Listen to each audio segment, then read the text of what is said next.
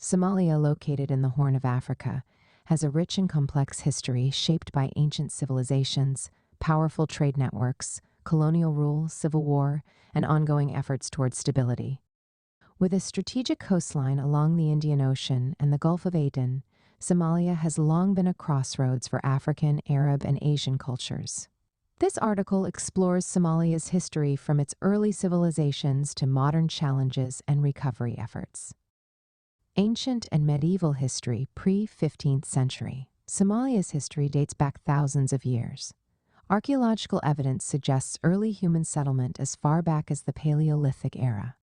By the 3rd millennium BCE, the land of Punt, believed to be in present-day Somalia, engaged in trade with ancient Egypt, exchanging goods like gold, frankincense, and myrrh.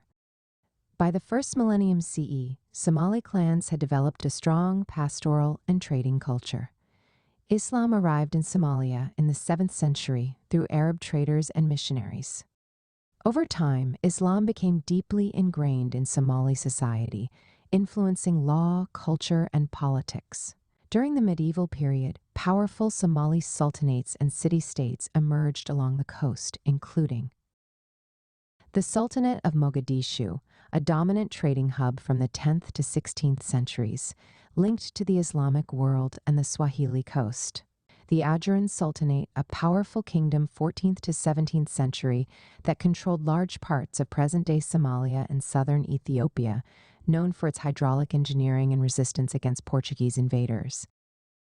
The Warsangali and Jaleti Sultanates, important regional powers that resisted external influences and thrived on trade and local governance. European and colonial influence, 15th, 20th century. In the late 15th century, Portuguese explorers arrived on Somalia's coast, but Somali sultanates resisted European incursions. However, by the 10th century, European powers, particularly the British, Italians, and French, competed for control over the region.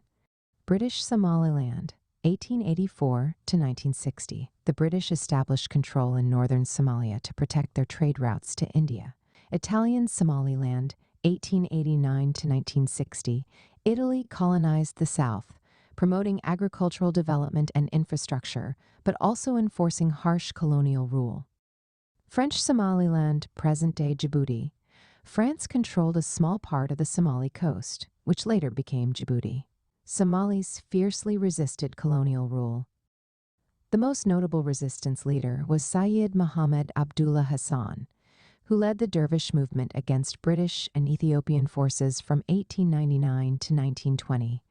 He was eventually defeated by British aerial bombings, the first time air power was used in Africa. Path to independence and unification. 1960, British Somaliland and Italian Somaliland gained independence and merged to form the Republic of Somalia on July 1, 1960. Aden Abdullah Osman Dar became the first president, and Somalia adopted a democratic system. In its early years, Somalia sought to unite all Somali-inhabited regions in East Africa under Greater Somalia, leading to tensions with Ethiopia and Kenya. In 1964, Somalia and Ethiopia clashed in the first of several border conflicts over the Ogaden region, where many ethnic Somalis lived.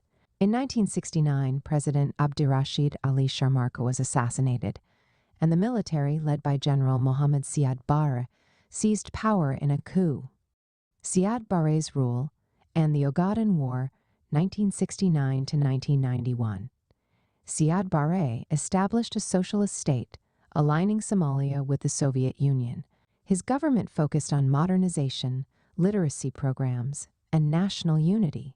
However, his authoritarian rule also led to repression of political opponents. In 1977 to 1978, Somalia fought Ethiopia in the Ogaden War, attempting to reclaim the Somali-inhabited Ogaden region.